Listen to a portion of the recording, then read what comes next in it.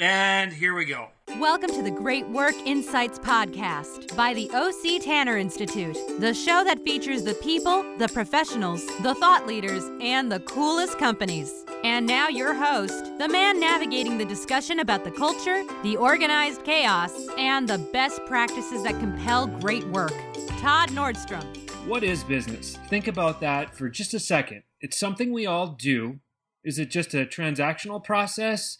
Is it just the process by which people survive in today's world, hunting for dollars instead of hunting for dinner? Is business something more? Is it a means by which mankind can fulfill some sort of purpose or make the world a better place? Most of us have long forgotten about those philosophical questions around why we do the business we do.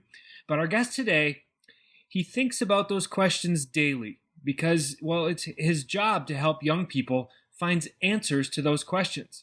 Please welcome to the show Randy Gibb, Dean of the College of Business at Grand Canyon University in Phoenix, Arizona. Randy, thanks so much for joining us today. Well, thank you. Appreciate you having me on. Randy, you and I, we met briefly a few months back, and a few of the things you mentioned during a very brief conversation really caught my interest about the philosophy at Grand Canyon College of Business. You said something to the effect of, the entrepreneurial dream is the engine that drives innovation forward in a global marketplace. I remember those words so specifically because you said them so specifically, and I thought, wow, he's really thought about this. What exactly did that mean? Boy, that sounds like something that I would have read. I don't know if that really came out of my mouth, but give me credit. I'm not sure it's deserved. Well, just the whole point that capitalism is a good thing, and we need to embrace that it brings, value, creates value for society. It's an ethical exchange between two people for a product or a service. And really, I'm just trying to promote ideals of purposeful capitalism or conscious capitalism, just the right way to do business. And I've met a number of people in the 6 months I've been in my position here as Dean of the College of Business, the Colangelo College of Business. And I really like what they're doing and other initiatives that are already in process. And we're just trying to bring those to our faculty and students here at Grand Canyon. Cool. So you're new to the school. What was it about Grand Canyon that caught your attention? What I really like about it, Todd, is it's kind of like a startup university. I mean, the university, it's been around since 1949, but since '08, we went to a for-profit model to generate the capital needed to invest in this West Valley location. And so everything we're doing is about the community and building up the west side in the Phoenix Valley. And our success is going to spill over, kind of like all boats will rise, spill over to the local economy here at Camelback Road and I-17. And it's kind of cool that, we're a college of business and we're running businesses. We're first of all, our university is a business. Yeah. And we've just, we're doing a knockdown redo on Maryville Golf Course. We just bought a hotel at I-17 in Camelback. We're renovating it. We're going to build a conference center and a restaurant.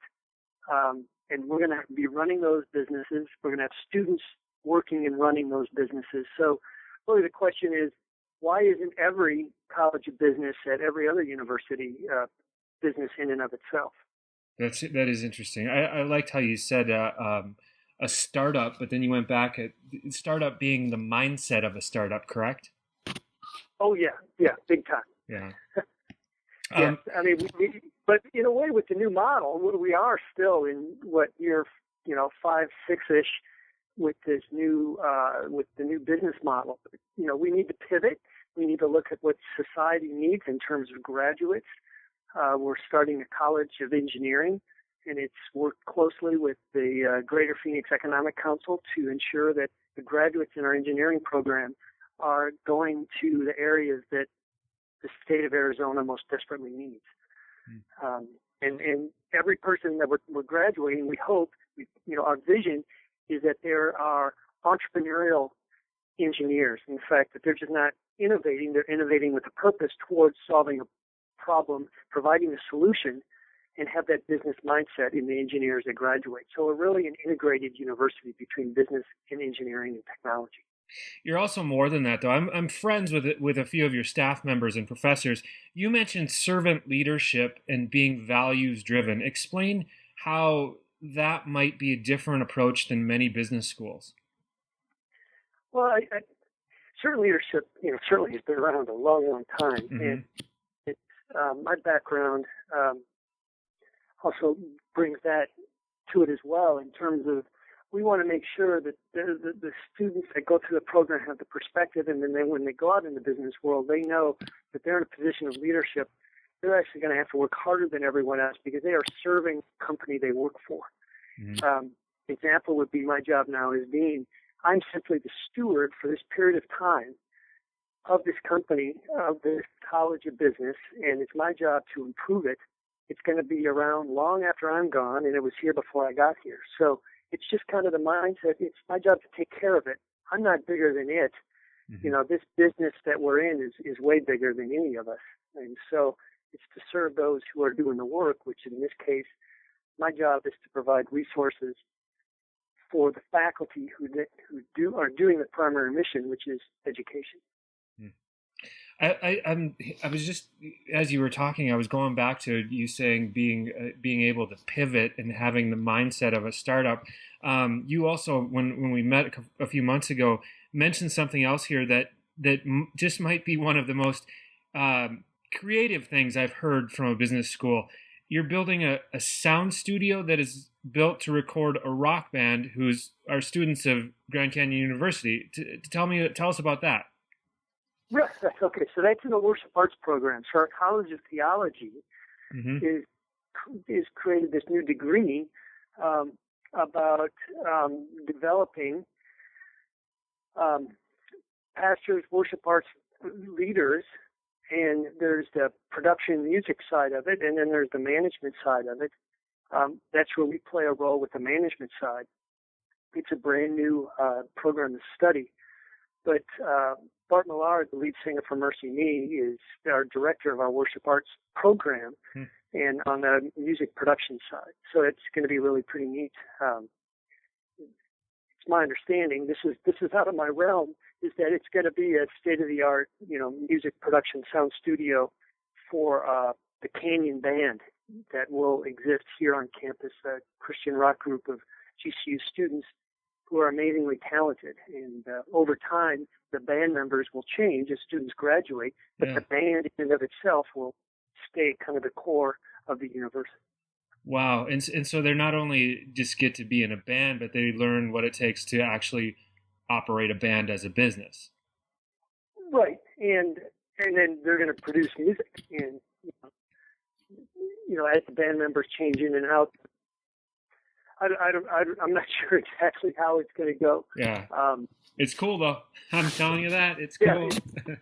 And it's not the only, I don't know what to call this, non-traditional program you offer at this school. You also offer undergraduate degrees in sports management and what else? Well, it's funny. I was just going to kind of dovetail that comment into a lot of that worship arts management gets into event planning, which kind of overlaps with our hospitality degree that we're launching in the fall. Because sports business is this wide realm of the Super Bowl coming. It's not just about sports; it's about business and event planning. Think about what's going on with the Phoenix Open. Tiger Woods announced he's going to come. So in terms of event planning, hospitality for this big event that just got bigger, with a name like Tiger Woods going to come, is a lot of fun. We're also launching a business management degree with an emphasis in golf management, which ties into our golf course at Maryville that we're renovating. And then it's not all sports and leisure.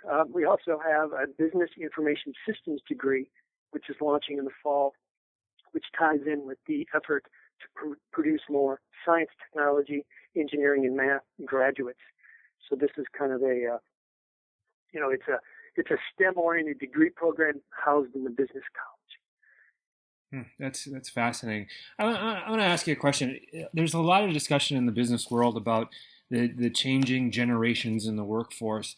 What you're seeing from young people today, and I know not all your students are necessarily considered young or of the latest generation, but what do you think the new generations in business are? What do they really want from jobs, from companies, from the workforce, from bosses?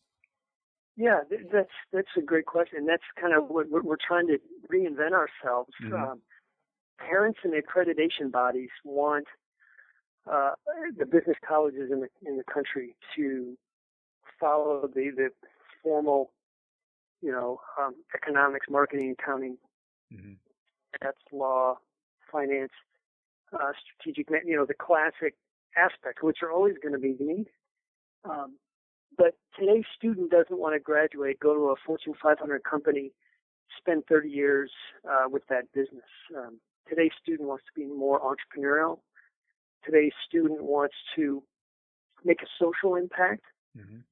Today's student is going to want to, start with one company and 3 years later move to another company and move to another one and then start their own. So we have to find a curriculum and a way to address the students' really social and entrepreneurial spirit while still making sure they know the foundation of running businesses.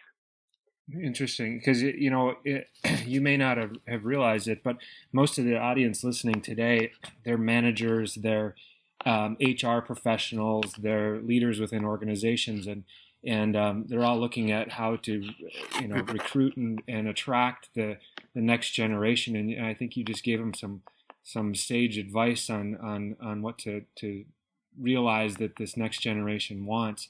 Anything else? What keeps you awake at night? Just all the fun opportunities that are here at Grand Canyon University. I've got a whiteboard full of things that we're doing with Mr. Jerry Colangelo's involvement and how to continue to utilize his amazing background and network of professionals in the Phoenix business arena. And of course, the continuous revising MBAs, revising our business core, which relates back to what I just said, is how do we maintain the tradition and accreditation requirements of the business college and yet at the same time be innovative and creative for today's student. So those are things that we're always working on. I love it. Run it like a company and with a startup mentality. I think a lot of large organizations can learn from your model as well. Randy, thank you so much for joining us today. If listeners, if anyone wants to find out more about Grand Canyon University, where do we go? GCU.edu. And then there's a Colangelo College of Business link under academic programs. Mm-hmm. And check us out. Or there's a lot of construction going on here. Or if you're driving down Camelback Road near I-17 and 35th Avenue, the cranes are economic investment in the West Valley as we grow this campus.